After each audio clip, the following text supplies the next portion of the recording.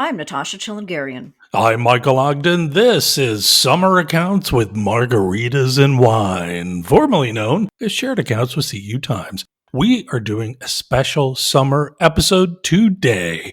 Producer Zach, hit the summer vibe theme.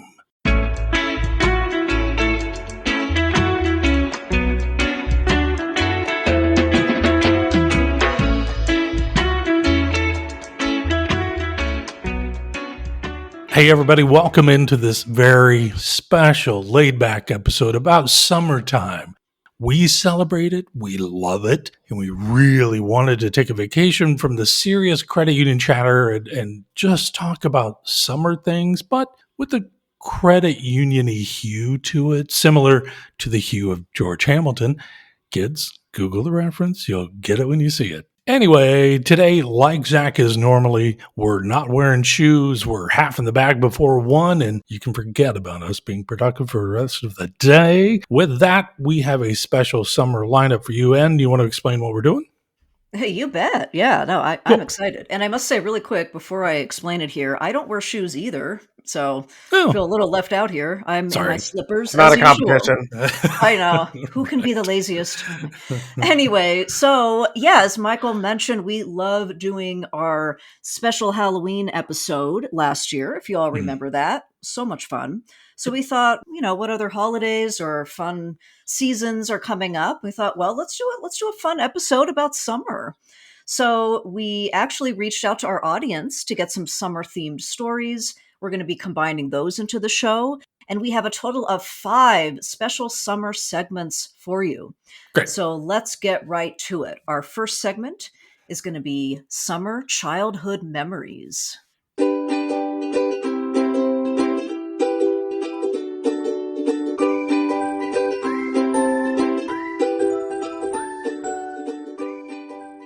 I'll kick us off here with this question to you, Michael and Zach. When Uh-huh. you just think of summer, what comes to mind? Oh, fun question. Right off the top of my head, I think of 4th of July at my grandparents' in Arkansas. Just being Okay. incredibly sweaty. Bicentennial, 1976. I was 6, 5. And just, I think of just being extremely sweaty. Extremely sweaty. All right. So Yeah. no AC back then, apparently, No, we had or in that AC, house. but Okay. we were just kind of told to be outside all the time. We had huge family 4th of July picnics at my Okay. grandparents', and it was just the Yeah. best freaking day of the year as a kid. What kind of things would happen at a Oh, family party? well, it's a okay. I'm not going to go into the whole damn Dare I thing. ask? No, no, no, no. It's just it was a mix of hillbillies and dry county, but I mean they did bootleg beer legit from Oklahoma for some of the relatives, but it was that whole they would ice, fill up a kiddie pool with ice and just throw in RC cans of RC cola or Coke and Dr. Pepper, and you could All drink it right. all day long, you know. Yeah. And you're outside, you're just playing with your cousins, and then we shoot off fireworks, later that night. Okay. That's fun. A little Loved it. hillbilly, a little naughtiness with the beer snuck in, I guess. It was Coors, I remember, Okay. for my Okay. uncles, and stuff. But it was legit a dry county, so it was illegal Right. to have it. That is crazy. But that's I what I can think picture about. it. Okay, cool. All right. What about you, Zach? When you think of, and I should have prefaced this as childhood summer, not just summer, because I guess you could be talking about right now or last year. We don't want to hear about that. We want to hear about going back in time and back in the early days of our lives. So Zach, what about for you? What do you think about as far as childhood summer for you growing up? Well, first of all, I have to say, Michael, if your family were true hillbillies, they wouldn't Mm. be bringing beer in. They would have been making their own. Oh man, we knew people up in the hills Oh, yeah. that had Really? a still. I'm not But joking. Yeah, it was all over the place up there. if you're from anywhere reasonably south, you know someone with a still. Heck yeah. But to answer the question, I would say for childhood summers, it is traveling for baseball. Both myself and my Oh. sister, she played travel softball. I played travel baseball all through up to being teenagers. So usually as soon as school let out, it meant 2 days during the week, and both Friday, Saturday, Sunday, we were somewhere either playing or watching the other one. So just as hot and sweaty as Michael described, just on a field instead. Sure.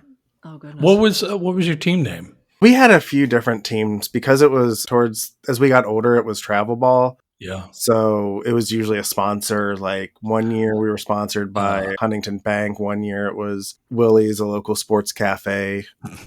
Okay. It usually changed every year. Just whoever was willing to pay for a uniform to put their name on it. Totally get it. Sure, yeah. And then, Zach, what about, did you get into any kind of fun or trouble, like after the practice was over? Do you recall anything like that? I mean, the kids that I played with were pretty much my best friends growing up. So there was always, if we had a game go late and a game the next day, we were always sleeping at someone else's house. So, yeah, but I mean, only the trouble that 12-year-old kids that are pretty good would get into. So I stole an extra pizza roll from the kitchen. Exactly. We snuck into the garage and grabbed a Coke after we were told no more soft drinks. Mm-hmm. That reminds me of my childhood, because I was, even up through high school, I never did any of those things like sneaking out or cruising around in a car, sneaking beer underage. Yeah. Never. And it was funny because my boyfriend and I were watching the movie Dazed and Confused last night. Just randomly, he put it on. Great. And we were talking about how we had such different childhoods, because he was like, oh, that just makes me so reminiscent for my high school days. I was he's like, oh yeah, that's exactly what I was doing. I was like, what? He's like, oh, you never did anything like that? And I was like, no. Like, imagine your parents being home all the time. Like, you can't just walk out the front door. They'd be like, what are you doing? So that's hilarious. Yeah.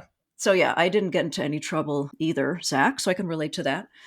I think it's the difference in being the daughter versus the son, because by the time I was 16, the stories changed. But. Okay, gotcha. So you got a little, had a little more fun then. That is true. Yeah, daughters are a little more sheltered. Okay, so I guess I'll go ahead and go. Yeah. As far as what comes to mind when I think of summer and being a lot younger, I picture summer of 1995. And I remember the summer started off, I was in a dance studio, and every year, well, I think we only did it for a few years, but I remember it was at least a couple years in a row we did this. We went, and growing up in Oregon, of course, we would go down to Southern California to Disneyland, and we had some kind of a deal with Disneyland where we actually got to perform our little, not professional routines, but just dumb little, kid dances.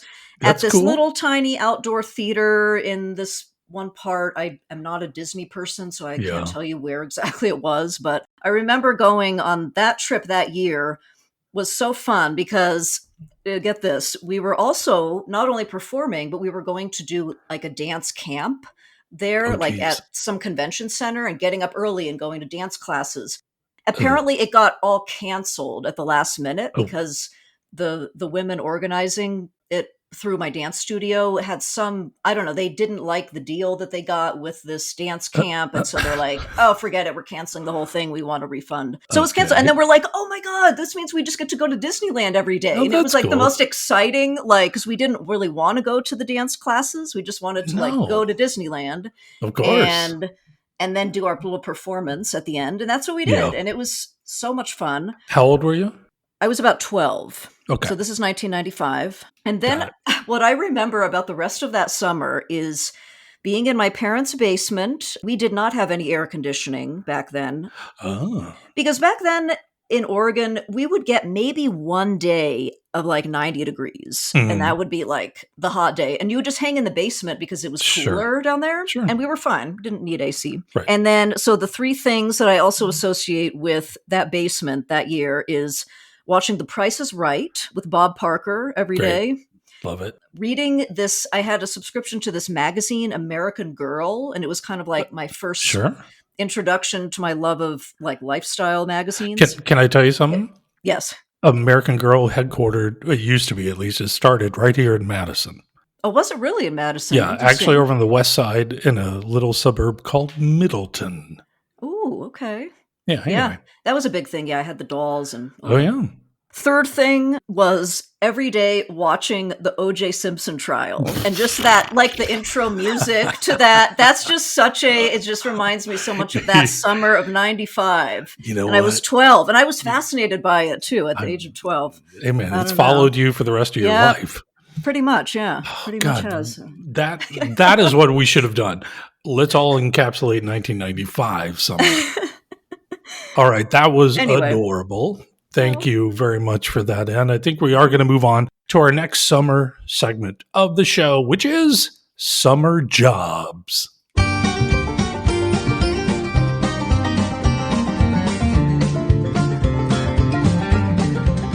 Okay, summer jobs. I have a question for you both, really quick. How old were you when you each first got your paying job, the first paying job? House chores don't count. Zach?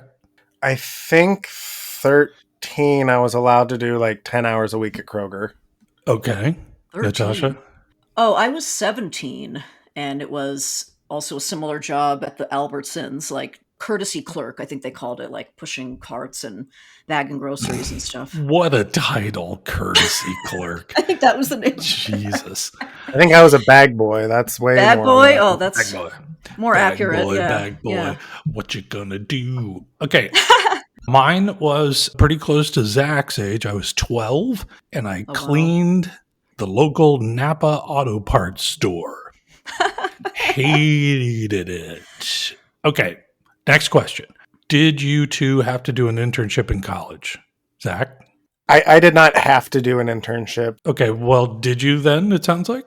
So I actually did an internship here after I graduated that turned into being hired on full time. Oh, here as in this company. Yeah, so it was National Underwriter who got bought out by ALM that became Touchpoint Markets. So Good Wow. job knowing all the names. Okay, and so what year was that? How old were you? it was about 2009, so 22, 23. So 10 years from your first paying job to this job, Yes. getting hired here. Okay, cool. Natasha, what about you? Did you have internship? I did, yeah, and it was pretty much like expected of anyone in the journalism school. Sure. But it was also expected that it would not be paid at all, Right. which I somehow thought that was fine and went ahead and did it because it was like, oh, your line on your resume. That's your Hello, payment. struggling college student. Would you like to Yeah. work for free mandatorily? It's just I hated that rule. Yeah, I know. But I guess, so my internship was at a local magazine called the Northwest Palette, and it covered food, wine, and travel. Yeah, the food And thing. it was 3 days a week. I went to the office was located in this adorable old, I guess, sort of craftsman style house in Yeah. the Northwest Portland neighborhood of downtown Portland. Okay. And yeah, it was a good time. Yeah, I remember feeling very glamorous that I had this. So what year in college was that then? It was between junior and senior, so I guess it would have been 2004. Okay. So how many years? I forget when you started. You were 17? I don't know what year that was. When you started at That would have Albertsons. been 2000. Okay. So 4 years in between Wow. when I was in school. Yeah. Yeah, that's quite a jump going from a grocery store to a food and wine magazine. Well, I had other retail jobs in between. Oh, sure. But I'm just thinking from your first until that is interesting. I mean, you can go directly from grocery store clerk to Department of Homeland Security. You there you go. Yeah, great example. Zach. God dang it. Solid point. My internship, yes, like you, Natasha, unpaid, mandatory. I had to do two of them. The first one was, WSYX, television local news station there in Columbus, Ohio. Edited tape, ran tape, did production stuff, reporting. And then also unpaid WTVN, AM radio, news radio there in Columbus. But that one, like you, Zach, they hired me on. Thank God. Because it was unpaid. And that is my first media gig. Well, at least you two got hired. At least it led to something. I remember Right. after I finished that internship, I believe the editor there, whoever hired me, wrote a letter of recommendation for me later on. And I remember the last line was, "We wouldn't hesitate to hire her if we had ever had a position open." Jeez. The gall on these people, just taking advantage of us, Okay. Last question for this segment. Zach, worst summer job you've had?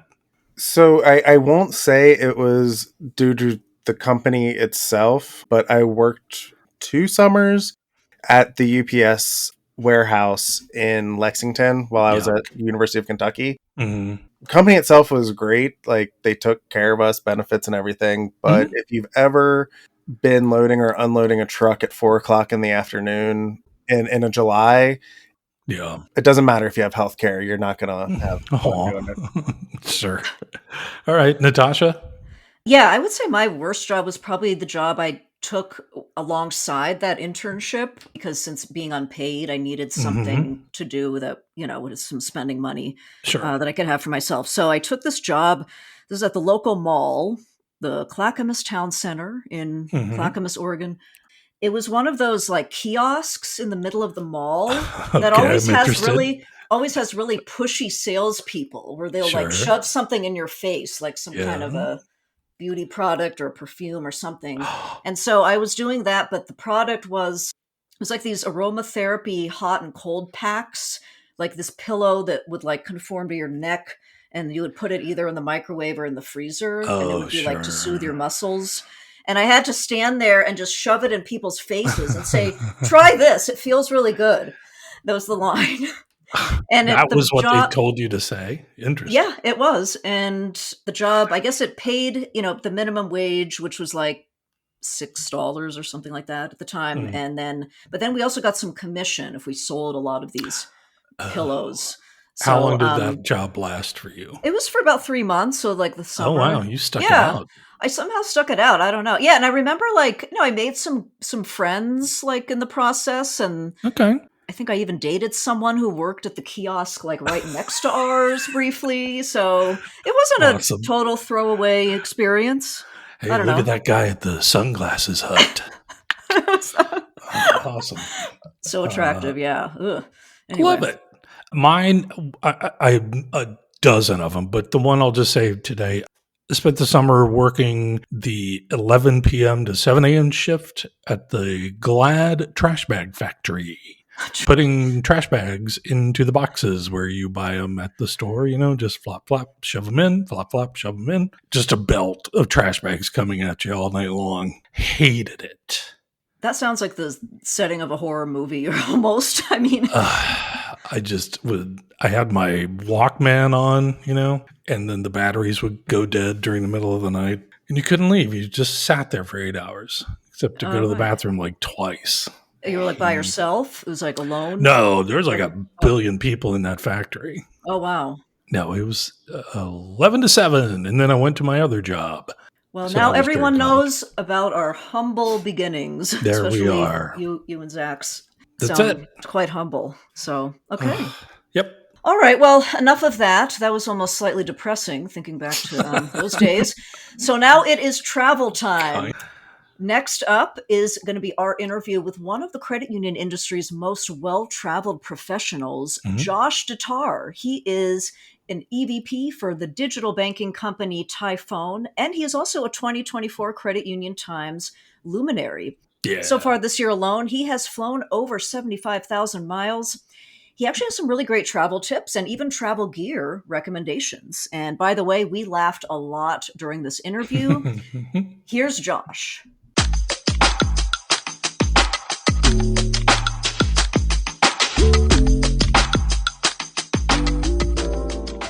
Joining us for a quick break in between his mile-high adventures today is Josh DeTar. He is the EVP of Evangelism for digital banking company Typhone, which is based out in Portland, Oregon. He is also a 2024 Credit Union Times luminary. Hey, Josh, welcome to Shared Accounts. Hey, Natasha. Thanks so much for having me. Josh, last time we saw you, you were wearing a baseball cap, I think, right? I am actually presently wearing same hat, yes. Oh my goodness. I appreciate it. I don't know how to do anything other than the brand, man. I feel bad Hey, for man. my poor wife. Like, all she ever sees me in is Typhone. That's fantastic. Hey, well. No, glad to have you. Last time we saw you was at the Luminaries Awards in Orlando last year. Yeah. So cool. Amazing event. Thank you for Thank putting you. it on. We had a great time. Yeah. And, I'm glad you're available for this episode. I actually thought of you when we were first putting out calls for someone to join for a travel episode, because when we saw you in Orlando, you were just talking about how you were like in the middle of some crazy itinerary and you went home for like a night. And so, yeah, you came to mind right away. Yeah. And I'm sure there's lots of people that have crazy travel schedules, but yeah, I'm so happy that you're That's able to funny. join. To start us off, can you just give our listeners kind of a sense of how much you actually travel for work? And also, like, what are you doing on those trips? Is it mostly client meetings, conferences, or? Yeah, great question. So, I mean, it ebbs and flows, right? I mean, Mhm. the nice thing is I'm in a little bit of the summer slowdown right now. So I think I'm home for like a whole 2.5 weeks straight, which is like Wow. amazing. But I would say it probably averages out to, 3 out of 4 weeks a month that I'm on the Mm. road to some degree, whether it's, a 1 day trip down to the Bay Area or, Mhm. a 3 or 4 day trip or across country where, the travel time turns it into a longer trip. And it's Right. everything from meetings with current customers, prospective customers, conferences, incredible industry events like the Luminary Awards. I can't remember who put it on, but they're pretty cool. Yeah, Okay. we'll So that get kind of back to stuff. you on that one. I can't Yeah, remember. yeah, Okay, so let's talk a bit, Josh, about airports yeah. and love, hate, whatever. What thoughts do you have? What tips do you have, maybe for making the process of getting to the airport, through the airport, out of the airport to the destination as quick and as smoothly as possible? Yeah. Okay. So I feel like it's important that I put a little bit of an asterisk to this entire episode, if I'm being honest, Please, Michael. And it is please. that I'm a little bit crazy. Great. So when I give you some of my responses, please know what I am not doing is setting the tone for what the way the general public should think about travel. I'm going to give Hey, you what one crazy dude does who hey, is man. trying to Yeah. optimize everything to the nth Sure. degree. And, you can take out of that what you want. But Okay. Great. so for me, I live about 45 minutes without traffic from the Portland airport. Okay. And so I always try and schedule my flights either very early in the morning or late at night, because if I hit traffic, it's a solid 2 hours to the airport for me. Hmm. All right. And I typically actually Uber.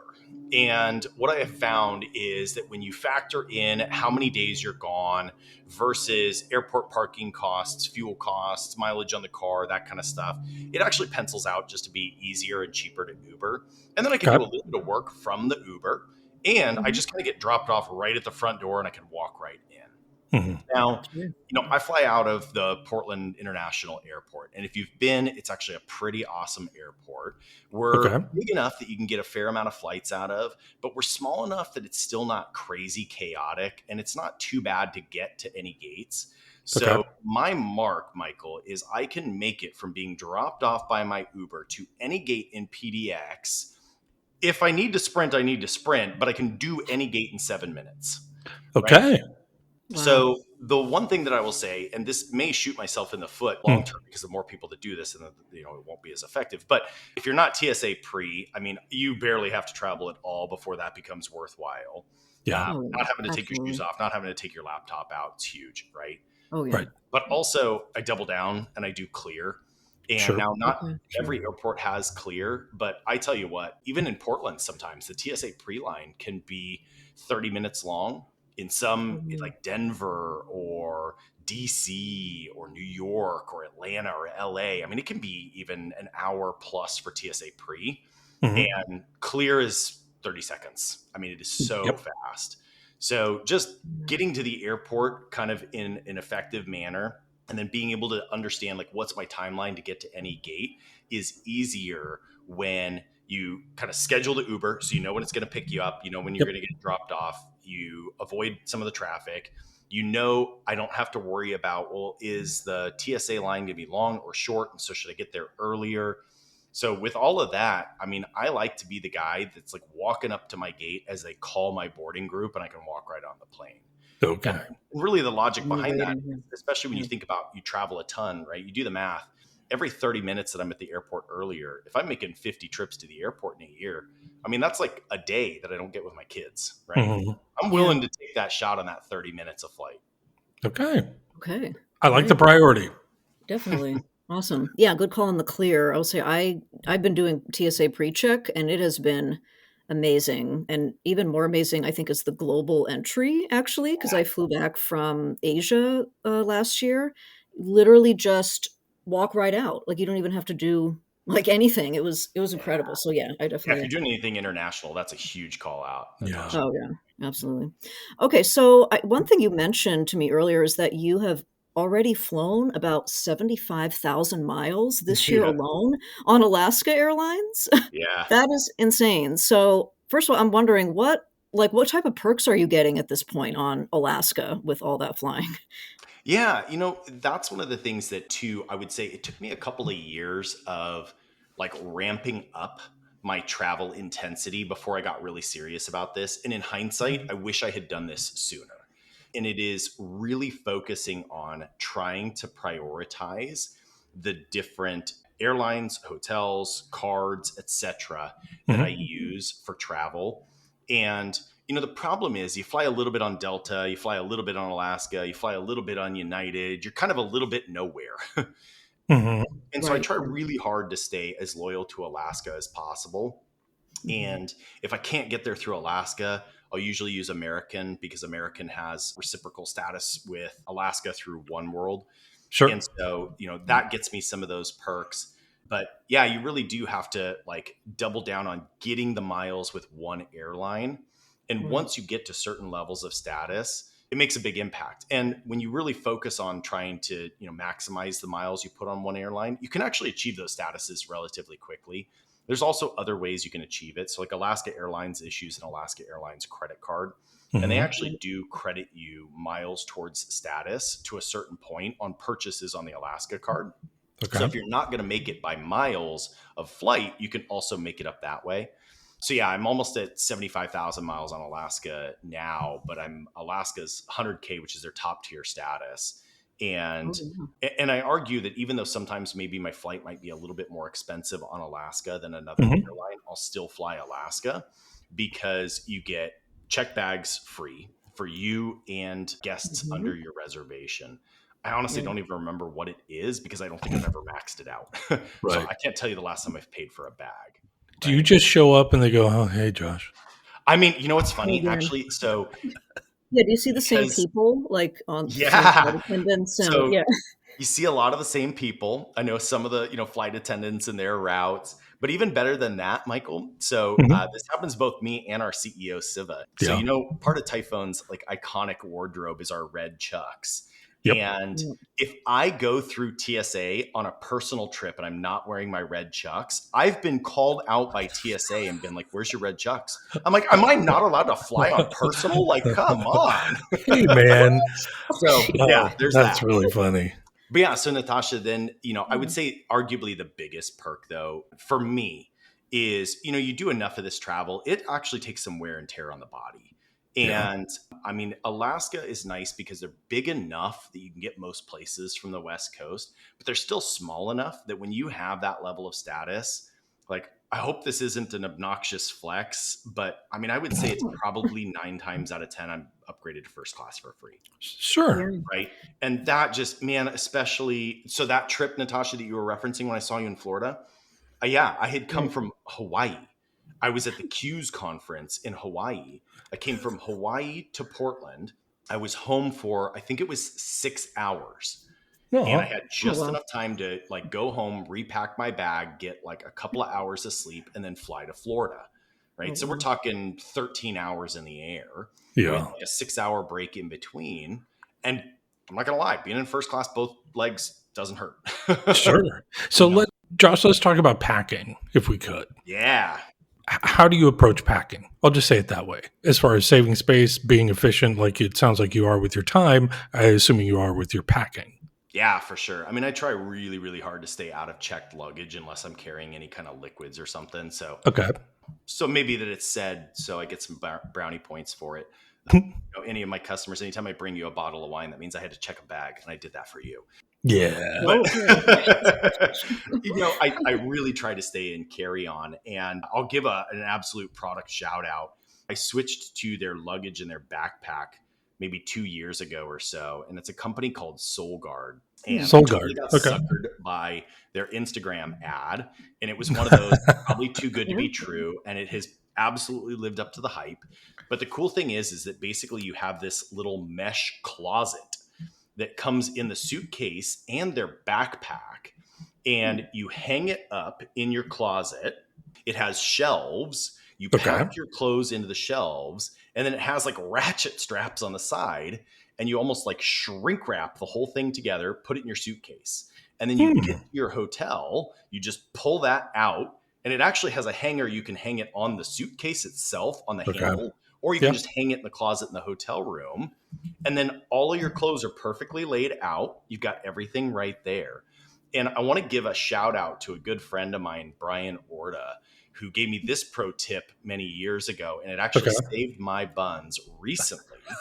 And he Uh-huh. said, always have your bag packed before you go to bed, Yep. just in case. And I was recently on a very short overnight layover in Baltimore, and I got to bed at about 1 a.m. and I had to be up at 4 a.m. for a 5 a.m. flight.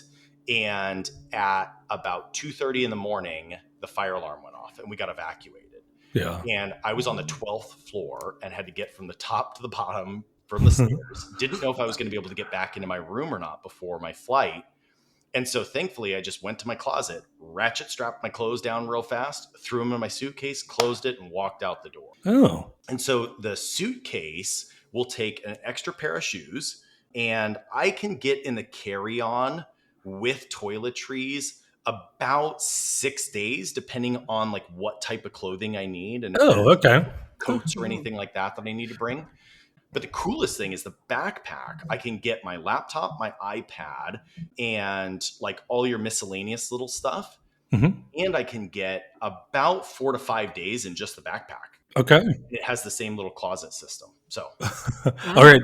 Spell the company name Solgard. oh gosh, Solgard, I'm pretty sure. Okay. We will put a link in the show notes about this. All right. Great. If I can add just a little comment on packing, I guess one tip is to be a man, not a woman, because Oh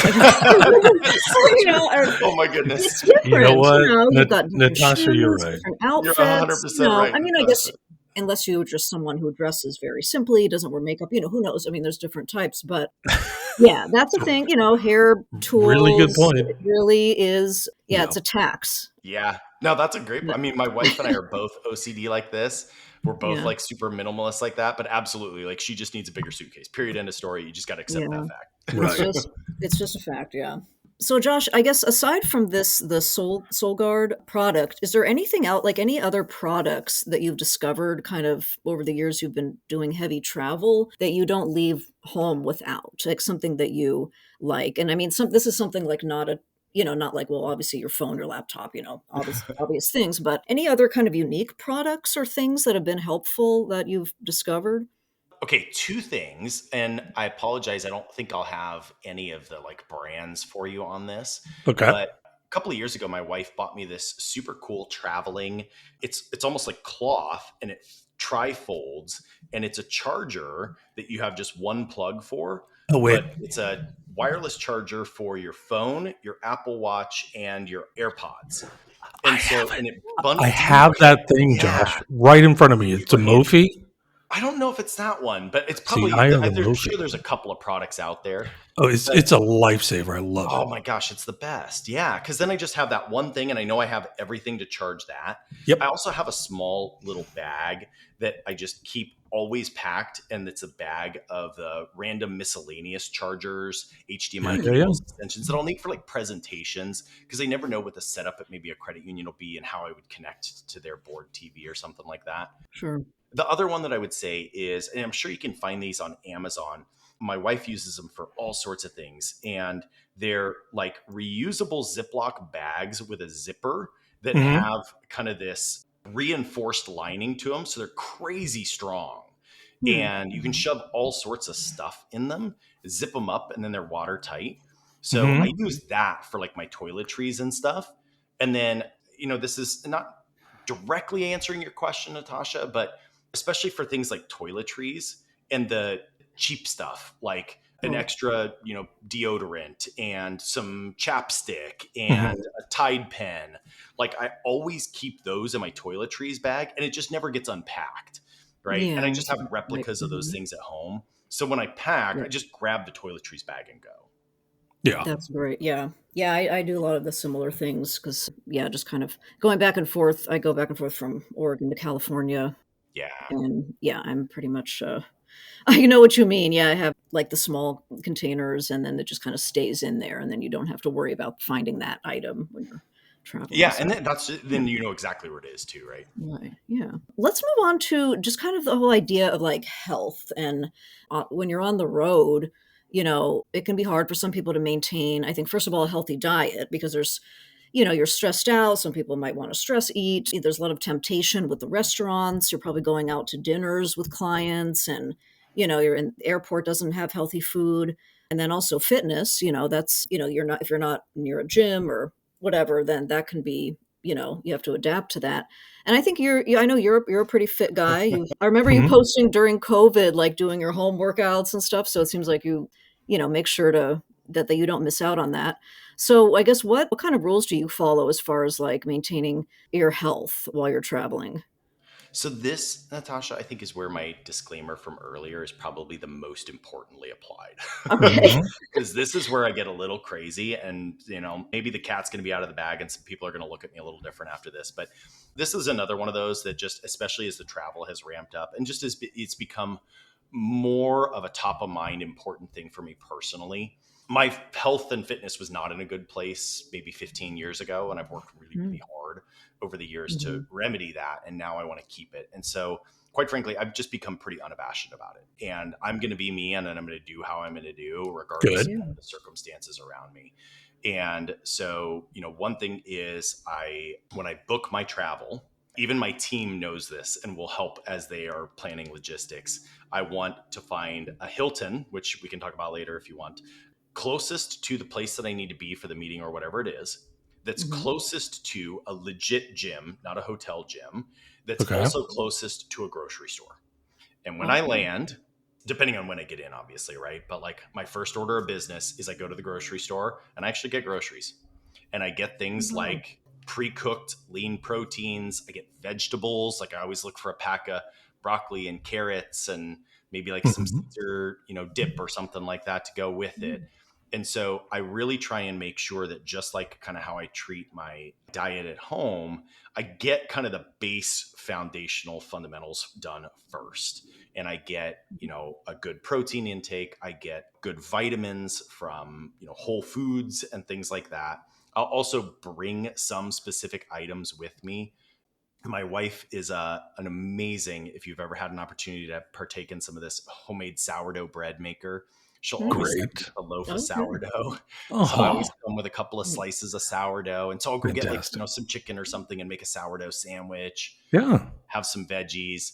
And then, when we go out to eat, just I'll order depending on, kind of where I'm at for the day, what else I have at the room to make up for nutrients that I may not get at the dinner or something like that. Mm-hmm. And the real dirty secret is, I track absolutely everything that I eat. Okay. And I Wow. plan it, I Okay. track it, I account for it, I calculate it. And, that might sound crazy to some, but just for my personality, that's easiest. Cause then I know I'm like, Mm. okay, cool. Then I think this Yeah. dessert is planned Works for. I'm best going to for have you. this. And so, that's kind of how I approach the food side of things. What's Mhm. interesting, Natasha, is tangentially, I've found one of the tactics that's really helped me to deal with the jet lag is one of the Yeah. other things that I'm kind of unabashed about is when I eat and I eat at the same times, no matter where I am. And so sometimes that means I may be at a meal with people where I'm not eating Oh, really? and maybe I'll Okay. just get, Yeah. something to drink or something like that. And it's because I found that if my body stays on its eating schedule, it doesn't stress about the Yeah. time changes nearly as much. Okay. Interesting. Yeah. That seems to be a much bigger driver for me than when I go to bed and when I wake up. Those times can change, but if I eat at the same time, and then I'm a huge fan of intermittent fasting, and I can Hmm. actually take my fasts even north of 24 and 36 hours. So Wow. two, like if I can't get access to a good healthy meal or it's only airport food, then I just won't eat. And like I'm accustomed to that. That's kind of where it gets a little bit crazy, but I will say it works for me and it has helped. Yeah. Can I ask, and I appreciate you laying all of that out. Let me ask about the time zone thing really quick. How does that impact you? I will say, like I said, like just eating at the same time. So I pretty typically eat around 2 or 3 p.m. Pacific time as my first meal. And I Hmm. always have the same thing, like some good Greek yogurt with lots of probiotics and some veggies. And so I'll just have that as like my first grocery store item that I get too. Or maybe I bring some of that stuff with me. I'll have that at 2 or 3 Pacific, no matter where I am. Yeah. And then dinner around 6 or 7, and then like a late night snack that's some desserty type of thing, because that's my ultimate vice. And as That's long as I fine. do that, I will say the only time that the time zone really kicks my booty is that exactly that trip that Natasha you were referencing earlier, like going from Hawaii to Florida in the six Oh, hour yeah, time sure. zone. That's a Yeah, little brutal. sure. Like that's enough. But even just doing the 3 hour East Coast, I mean, I just got back from the league's Night of Miracles gala in Florida, Hmm. and my body thinks I was on the same time the whole time. Oh, good. Okay, great. I think that's a very healthy approach to not only your health, but to your sleep health, to your body clock.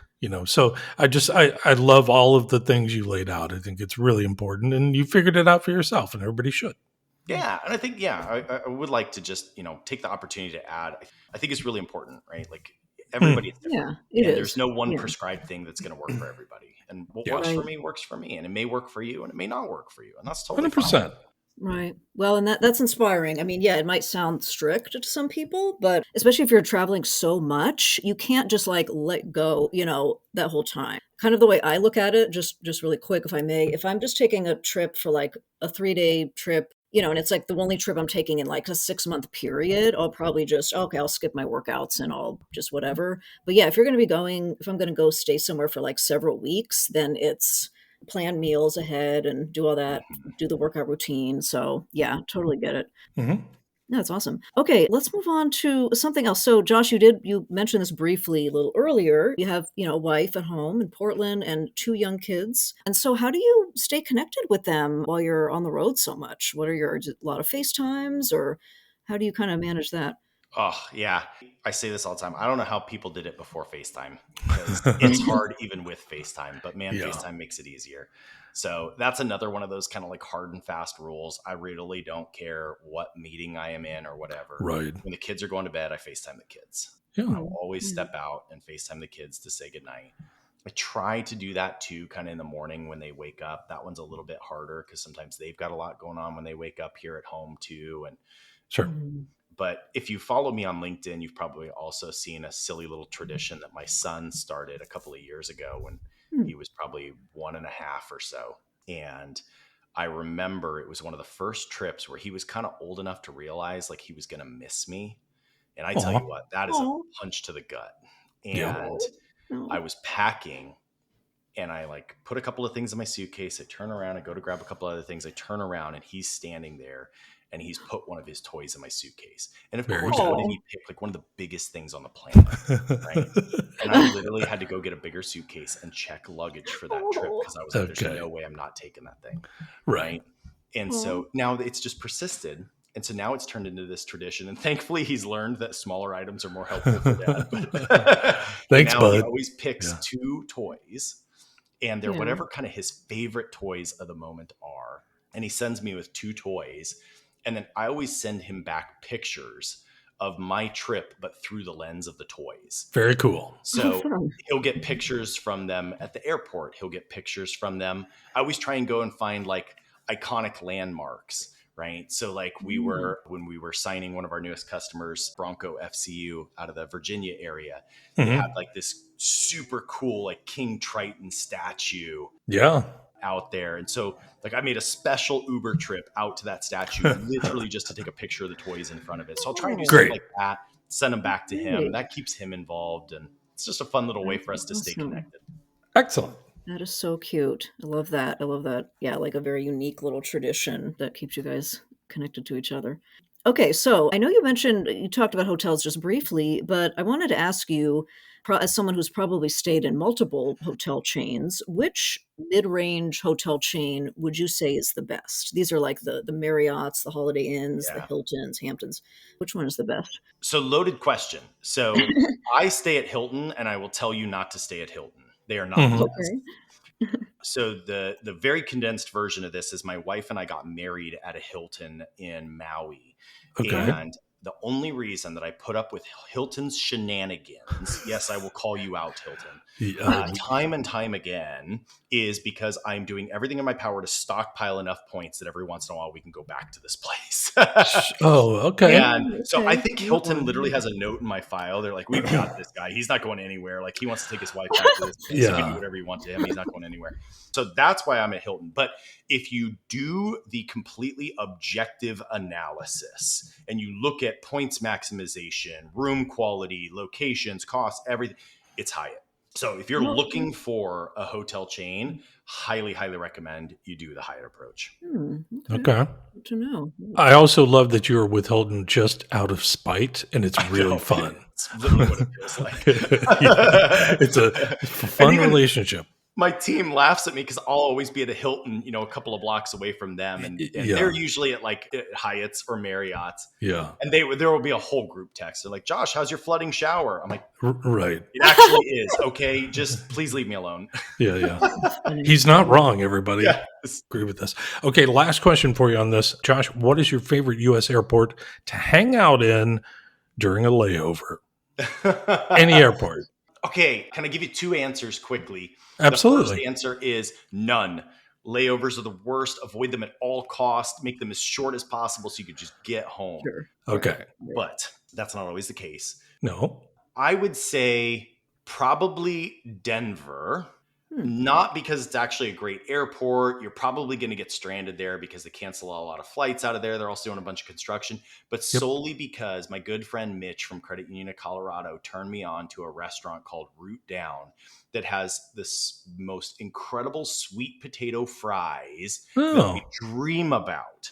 So if I'm going to get stuck anywhere on a layover, I want it to be Denver, literally just so I can get some sweet potato fries from Root Down.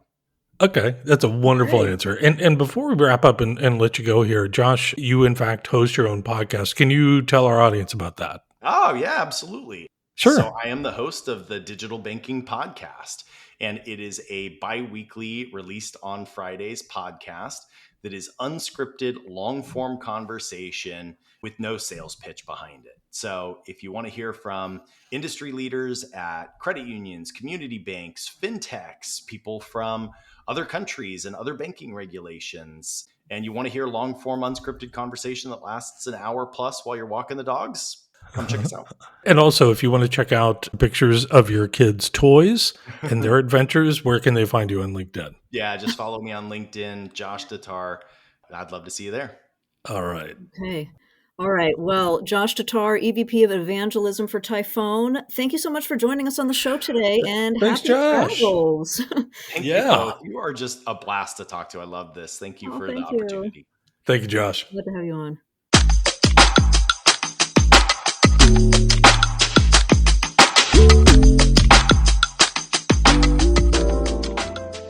Wow. So I must say, John, one disciplined traveler, right? Right. Especially when it comes to maintaining his diet and exercise routine. Yeah, exactly. I mean, Yeah. he's just, I can't think so focused like that. You know, I mean, he's just got a way about him that I'm envious of. Right.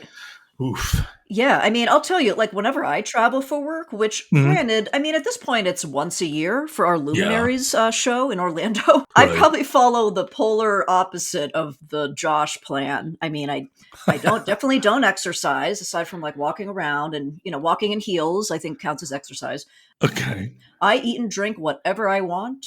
And yeah, I remember the night before, like the last trip, I remember saying to my boyfriend, I was like, "Oh, I can't wait to just pig out like on that trip." Because I hadn't, Good for because I'll you. follow. I'm pretty disciplined, like at home, Of the normal course. weeks. But Yeah. yeah, I eat and drink whatever I feel like, and then I usually sleep really poorly, also, just because I get anxious when I'm thrown Yeah. off my routine, and then Yeah. but then after that, it'll take me like a week to like physically recover from the trip I was on, Sure. I sadly. So, understand that. what about you? How do you behave during work travel? During work travel, again, it's so infrequent for me. And when I do go somewhere, it's a really quick turnaround. Typically, like within 24 hours, I'm there and back, except for luminaries. I recover fine with that. I probably have more of a recovery time I need, like after going to the grocery store. But no, I Hopefully. do okay. I'm all right traveling, but I do always sleep terrible, at Oh yeah. the hotel. Right, But right. Well, I guess when travel is your way of life, that yeah, becomes, sure. whatever routine you have traveling is like your life routine. But yeah, like for Yeah. us, if it's once in a while, it's not gonna, it won't hurt, Right. be I unhealthy. agree. No, man, Anyway, I'm having yeah. 2 or 3 gin and tonics, Oh, of hell course. yeah. Absolutely. All So, right. Well, hats off to Josh. Again, he yep, is an inspiration. Now, truly. obviously, Josh is not the only credit union professional with a packed travel schedule, Mhm. because we did receive quite a few responses when we did a call out to our readers and listeners for travel tips. Received quite a few responses from other people in the industry that were itching to tell us their travel tips. So I'm going to take this opportunity to read a few of these tips that we received from our listeners. Michael and Zach, would you like to hear them? Heck yeah. All right, credit union travelers, listen up and take notes. So, this first set of tips, this actually comes from Josh's boss. So, keep it Oh, family there. Yeah, at Typhoon. These came from Siva Narendra. So, he is the CEO of Typhoon. okay. Okay, so like Josh, Siva said he's also all about the Clear subscription to save time at the airport. He also takes direct flights, doesn't check a bag, very common things that Josh also mentioned. Another thing he pointed out is that he prefers to take the first flight of the day if his itinerary does include a connecting flight. And now this is a good one. If he's taking a red eye, he'll book his hotel room for the previous night, and he'll inform hotel staff that he'll be arriving early that morning to catch some Z's in the room before Hmm. this day. And that is great. That actually reminded me of a story I have to slip in here, something I did Okay. that was similar. And you might remember this, Em. This was Uh, back in 2018 for, uh, I believe, what was the CUNA America's Credit Union Conference. Remember? That was like their second conference. oh, ACUC. Yeah. ACUC, they would call it. Right. So I remember I had a red eye from Portland, Oregon to Boston for that conference.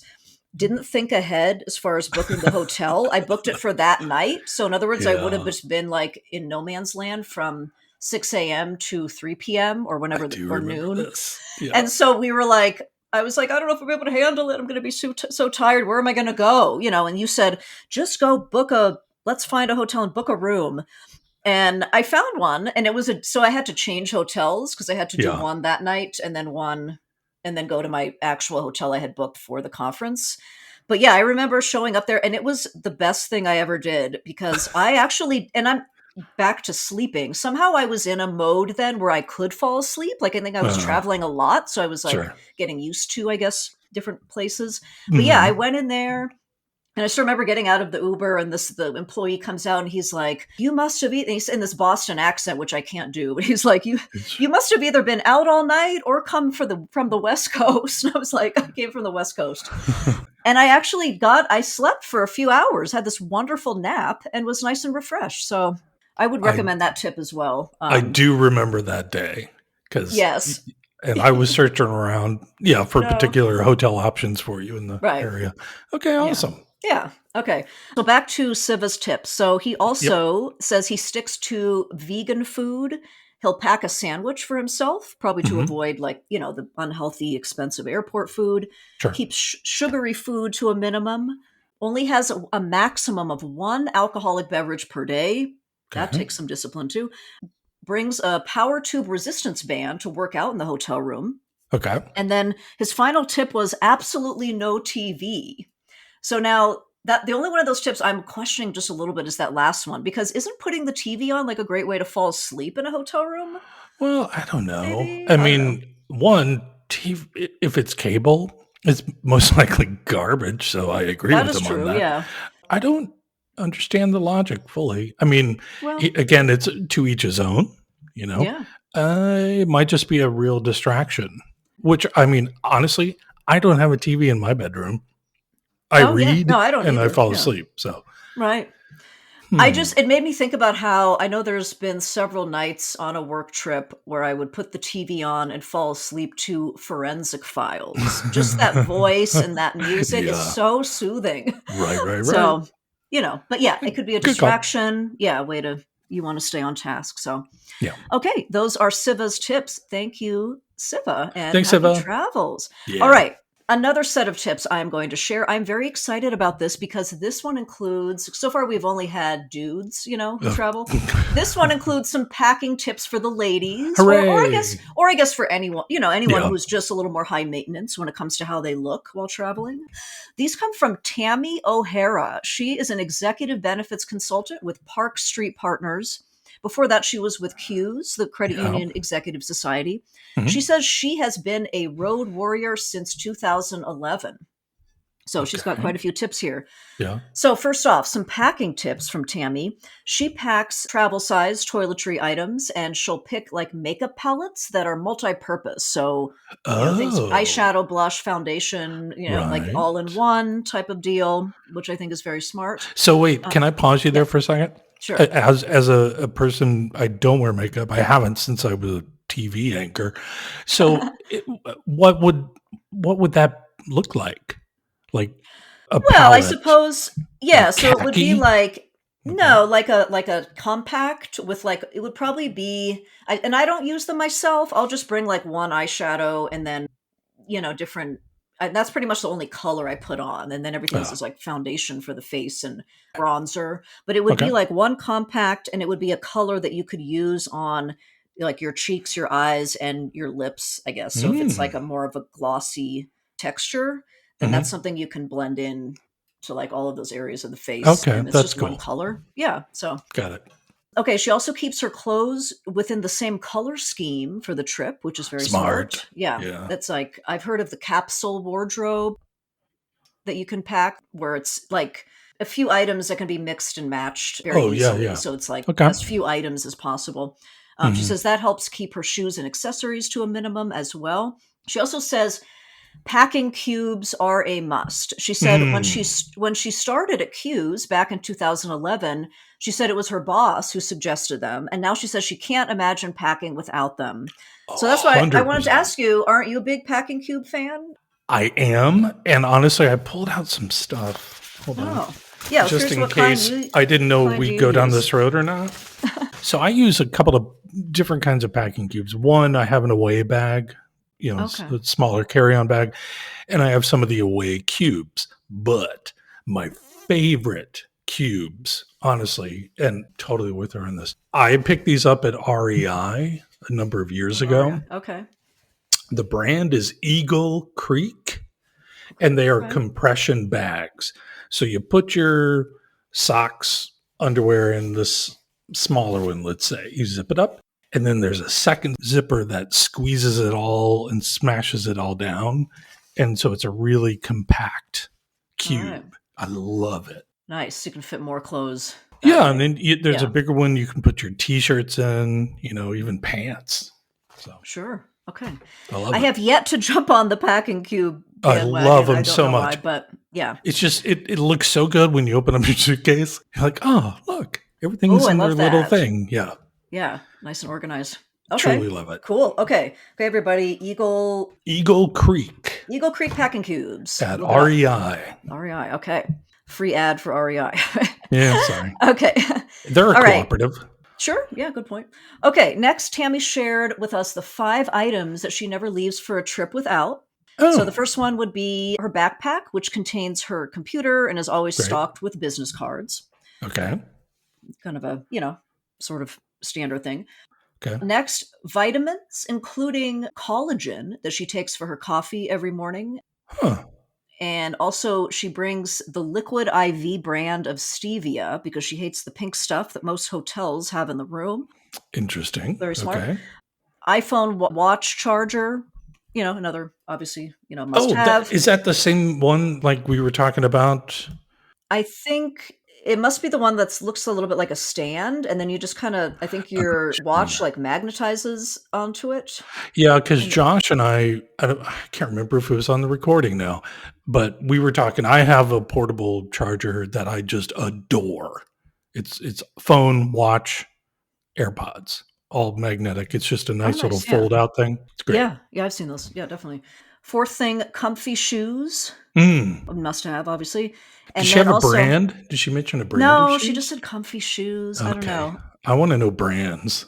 My favorite comfy shoes, I could throw them in. It's anything like Skechers, like the Skechers walking shoes. Oh, They sure. They don't look great. They look like you're kind of dating yourself, or I don't know. For me, anyway, I feel like my grandma, like in these shoes. I don't know. Oh, Yeah, that's a good brand. There are a number of different. There's ones that look better too, like some other sure. brands I can't recall at the moment. But anyway, got to be comfy. No heels. Any woman that walks around in heels all the day needs to have her head examined. In my opinion. Okay, finally, a sweater or a wrap because the conference rooms are always cold. And that's true. Like you don't know how they could crank up the AC in there. So yeah, smart. I like it. yeah. She also takes along an essential oil diffuser for a little aromatherapy in the hotel room. Sounds nice and interesting. some self-care. Did she say what smell? Or no, but I would assume like maybe lavender. That's something decompress, de-stress from the day. Maybe. Oh, okay. And then as far as exercise, she did mention that I would say her approach is a little more relatable than like the Josh routine, which is she says if time permits, if she has the space in her suitcase to pack what she needs for it, she'll find a nearby yoga class. And otherwise, she just says she gets lots of steps in while walking around larger venues. And that I would say I absolutely agree. I mean, the amount of walking you do at a conference should count as its own workout, in my opinion. Yeah. And then finally, she shared a little bit about how she incorporates elements of fun into her work trips. Ooh, what'd she do? She just said going out to dinner with clients and prospects is always fun, which I agree. That can be checking out a new restaurant, eating and drinking.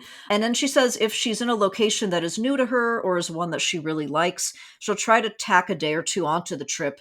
To maybe either explore or to just recharge and renew. That's a really good idea. Yeah.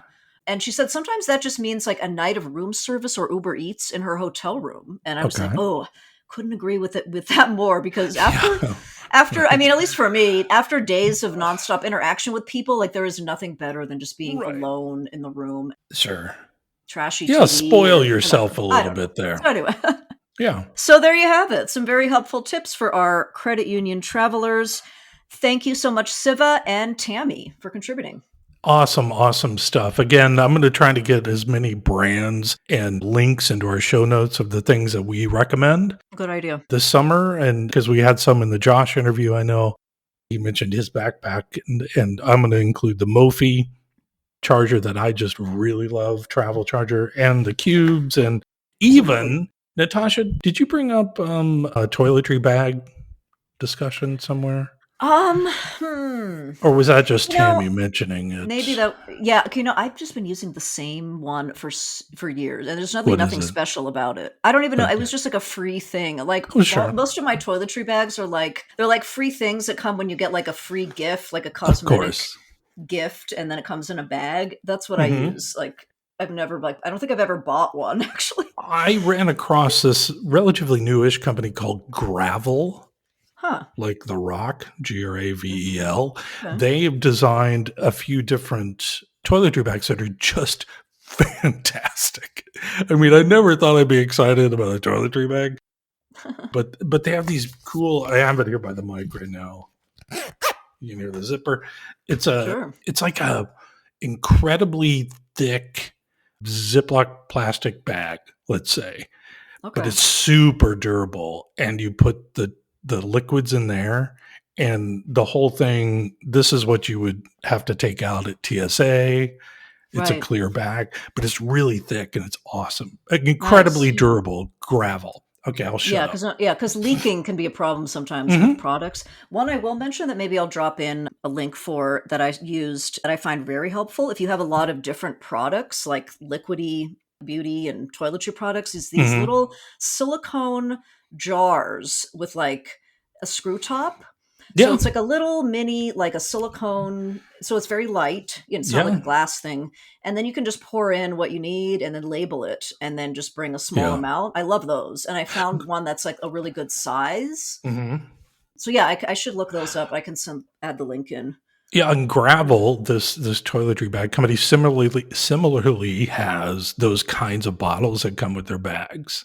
Oh, very And nice. it's Yeah. just and they fit perfectly in this TSA sealed bag thing you put in there. Yeah. Okay. That was wonderful. I want to talk about products all day long, but we do need to move on to our final segment of the show, which I think is probably my favorite, but it's summer books and movies.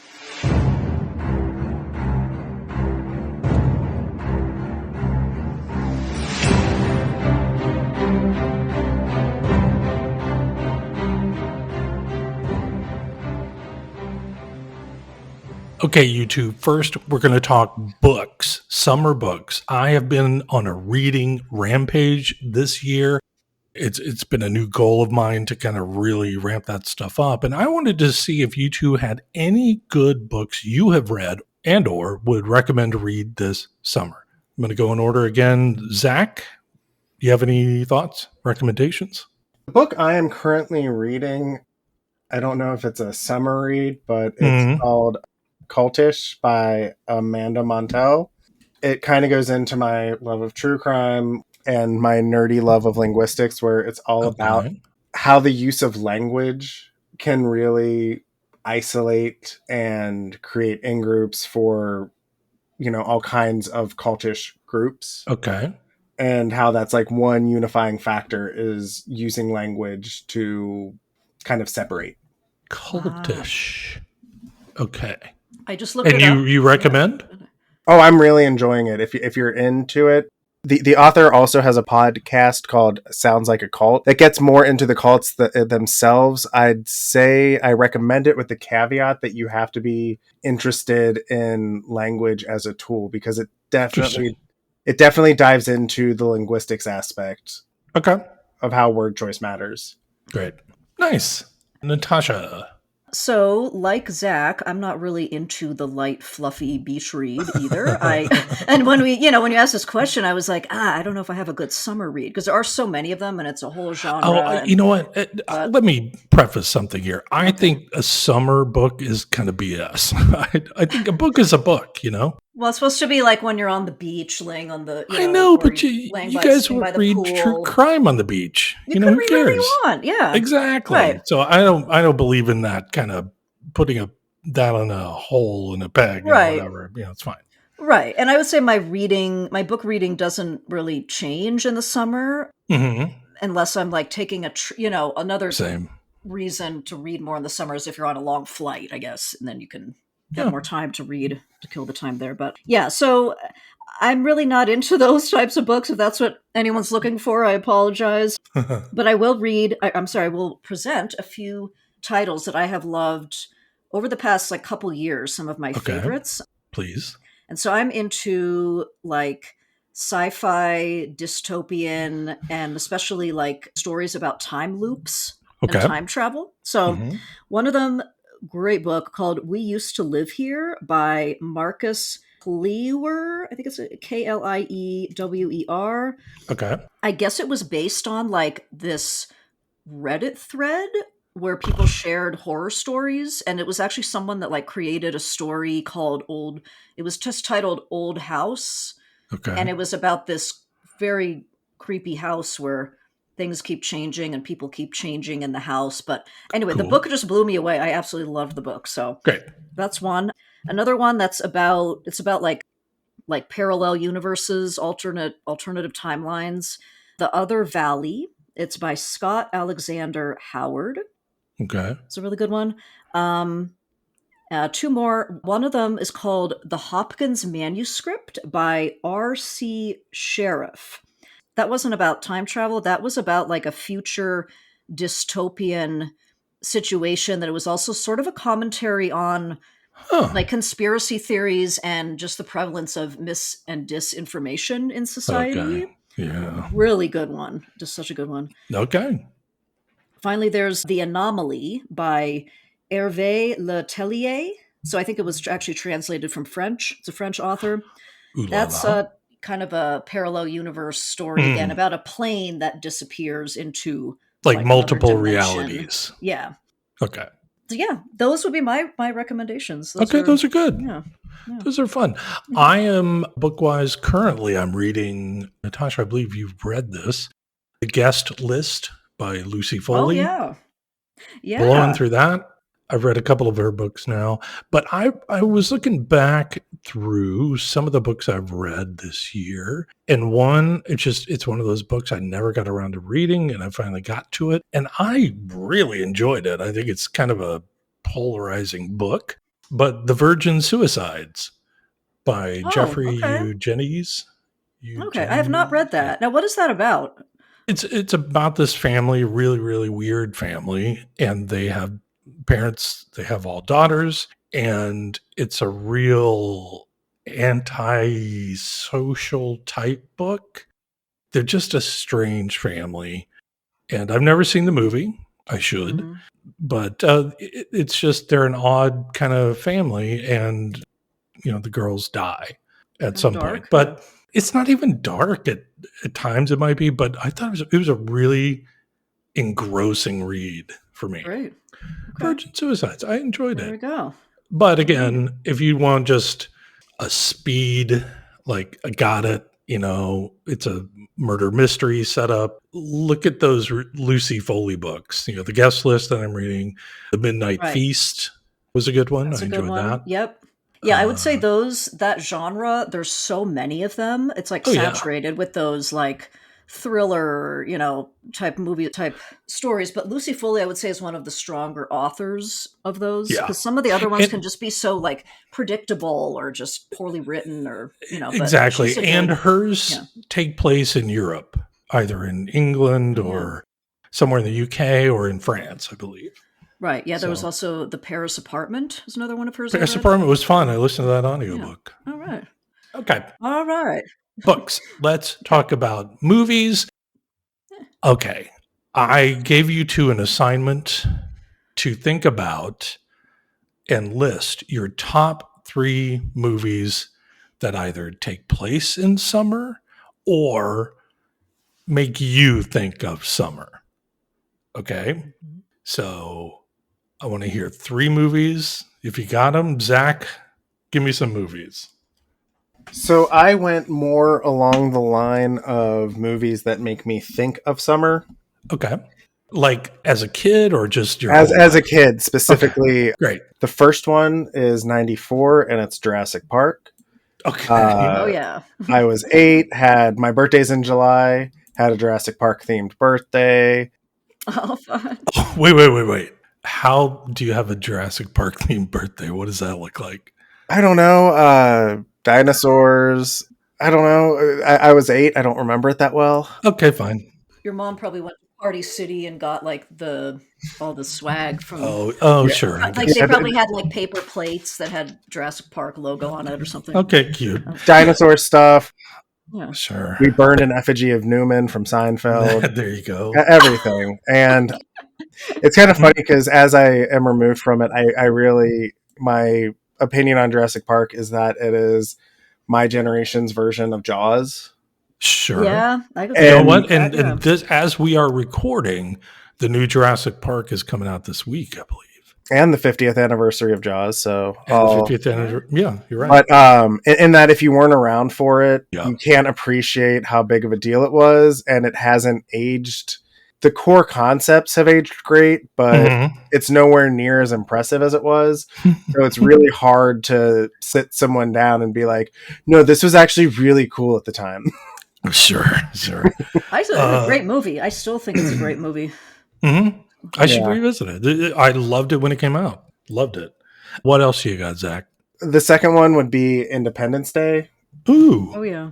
I struggled between that and Men in Black But I didn't Okay. want to have two Will Smith movies on, lest I Understood. come Sure. across as a super fan. Yeah. But I just really always associate that with, I think I was 10, so perfect time for a PG-13 summer blockbuster. Fantastic. And then one that really kicked off my love of terrible action movies, and it came out on my birthday, so it just always stuck in my head, is Air Force One with Harrison Ford playing the president. Oh, Okay. yeah. Wait. What year was that? 97. 97. Yeah. Okay. And Gary Oldman, so So good. shockingly well casted for a president taken hostage on a plane movie. Get off my plane. Exactly. All right. So, by the way, I just realized I am going to put all of our picks on Letterboxd as Okay. our summer movie list. So I just realized. Okay, great. Jurassic Park, Independence Day, Air Force One. So good. Anything else you want to mention, Jack? No, not at the moment. Okay, I didn't know if you He's had just too extras busy or whatever. reminiscing about Air Force One. And Yeah. then Okay. his birthday party is a dinosaur. I love it. Natasha, fun. what are Yeah. your three? Yeah, so I guess first I started thinking more of, well, what movies took place in summer. Mm-hmm. The first one that came to mind that I have liked, I didn't watch it until I think college. I remember my boyfriend at the time introduced me to it. It was Okay. Wet Hot American Summer. Oh yeah. Oh, I And it's love Wet just Hot a American Summer. ridiculous, I guess maybe you could call it like a stoner movie. Am I allowed to say that? It is. Kind of. Sure. Yeah, because it's just so over the top and crazy, but it's funny and just some of the scenes are so crazy. Like, Mhm. I think Amy Poehler was in it. Amy Poehler, Paul Rudd's in it. Paul Rudd, yeah. Christopher Maloney is Christopher the Maloney. chef. Yeah. David Hyde Pierce is in it. Mm-hmm. Yeah. Anyway, that's such a fun movie. So Okay, great that's pick. just, yeah. Another one, this is more childhood, like a favorite Okay. that I believe took place during the summer was The Sandlot. Oh Do you yeah. remember that at all? Yeah, that I was do. just it was just a classic like childhood movie. I remember it was just a cute story and Yeah. it was like, the kids playing together outside, and then the big scary dog was like a monster, but then it Mhm. turned out to actually just be like a regular dog, and I don't And know, just James kind of Earl that. Jones was Oh, was the he in dog's owner. He was the dog owner, I think. He was It's the been so dog long owner. since I've seen it. Yeah, so I Yeah. don't know, but that one I would say definitely associate. Awesome. And then as far as like those are the only two I could think of that I really liked those movies that took place Okay. in summer, but one that I remember seeing in the theater that for some reason reminds me of like when it started getting to warm weather in Oregon finally, which didn't happen until like May, June. Mhm. This movie I remember seeing in the theater, it was the Brady Bunch movie. Oh. And I think it took place during the school year, so it wasn't during summer. But I just remember how, looking at like the fashion in there, and then I remember going into like Yes. the mall, and they Yeah. had, I don't know what year this was. It must have been It was like in the late 90s. Yeah, late Yeah. 90s, and they had kind of a little resurgence of kind of like flower power type It was a styles. weird time. Yeah, and I was like, oh, I really want that like baby doll T-shirt that has I was like really into that style Yeah. for some reason. Anyway, that I remember that was another Okay, one that was great fun pick.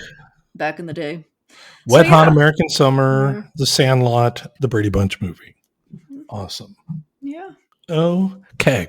All right. Here's my list. You guys are going to go, what the hell?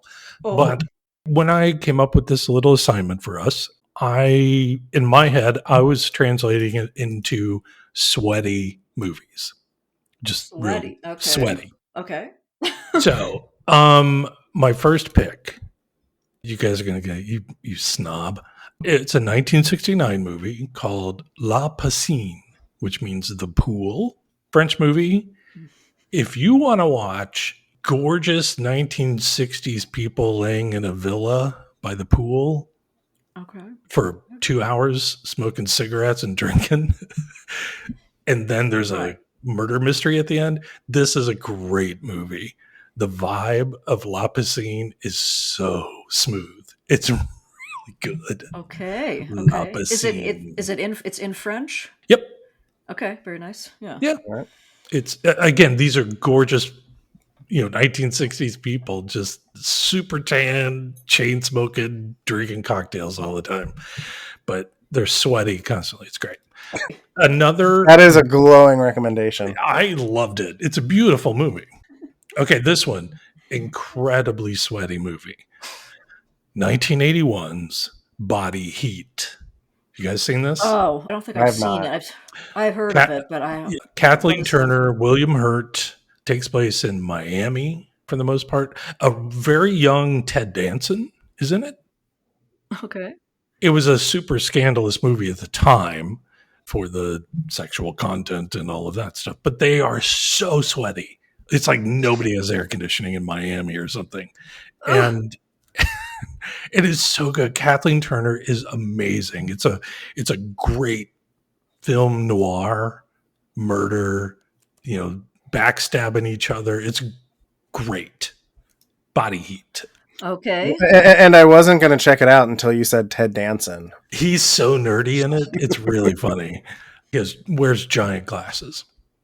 Okay, my last one, I was torn between a couple, but I'm going to go a bit more mainstream here and pick 1995's Die Hard with a Vengeance. Very sweaty movie. Yes. Okay. Hot summer New York, Bruce Willis, Samuel L. Jackson, Jeremy Irons, sweating like crazy for a massive gold heist. It's really fun.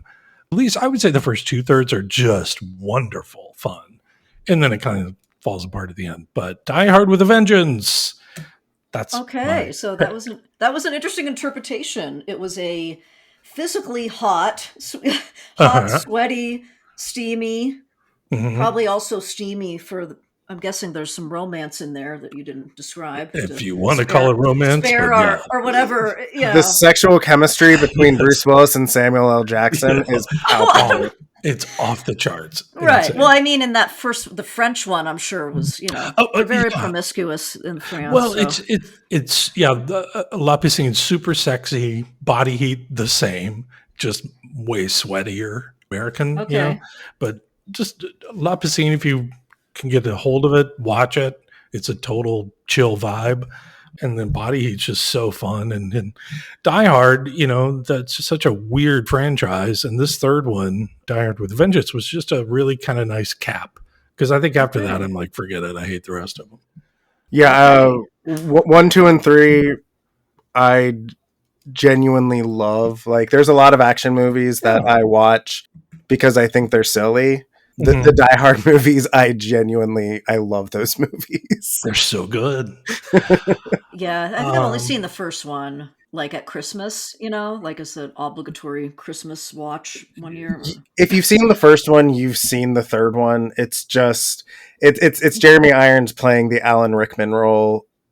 In fact, he's Alan Rickman's He's his brother. Yeah.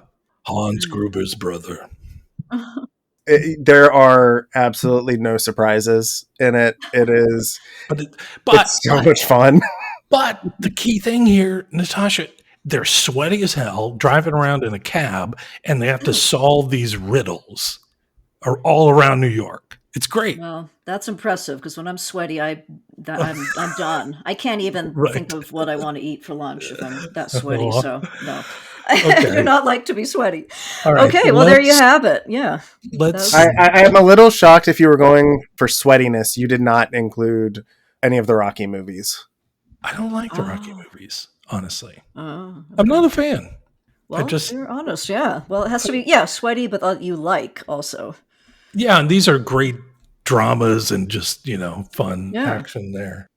And I would argue sweaty, Zach, I think they're oily. That's fair. Now we're getting into the minutia. Yes, I don't want to do that. It's your own interpretation, and agree to disagree. There we go. And with that, I think we're going to end the show here. And I appreciate you guys doing all this. But the last thing I want to do here really quick is I'm a huge fan of sunscreen. I have to wear it. I'm an incredibly white person. So I'm going to leave you all with a little something I wrote called Ode to Sunscreen. Oh, sunscreen, my slippery friend, you save me from a crispy end. I smear, I slather, thick and white, to fend off rays both left and right. Without your shield, I'd burn, I'd peel. a lobster, and a human's deal. So, here's to you, SPF Divine. The only grease I claim is mine. That's it. Okay. Wow. Well, there's your ode to sunscreen. Ode to I'll sunscreen. say, yeah, it saves you from a crispy end. It saves you from peeling. I would also argue it could save you even potentially from dying because Hey, man. Yeah. PSA, please wear, I don't think I've ever shared this on the pod, but I had a melanoma removed like in 2011. So it's now been long enough where I'm like feeling like it won't happen again. But yeah, wear your sunscreen, people. Sunscreen, people. Like, very part of, and go to the dermatologist and get checked. Okay. We'll do a whole second part summer episode about dermatologists. Or I yell at people to get health screenings or right. Yeah, I know. Anyway, we're trying to have fun here. Yeah. Go ahead. Oh, I just want to say, Michael, I was 100% giving you slam poetry, snapping applause. The microphone just didn't pick it up. Maybe you can add that in later, just, little sound effect. Anyway. Thank you all. Anyway, okay. Well, Michael, producer Zach, thank you so much for your work on this summer edition of Shared Accounts. What a fun journey from travel to books to sweaty movies. And yeah, I don't know. I felt like that last movie conversation there might have needed a listener advisory label or something. I don't know. I started to get a little uncomfortable. Anyway. Okay. Yeah, everyone should just read what you want, watch what you want. It doesn't have to be summer theme. Just enjoy it, stay cool, turn your AC on, and try to stay as comfortable as possible. So to all of our listeners, have a safe summer, and we'll see you next time with our regularly scheduled shows. Until then, thanks for listening.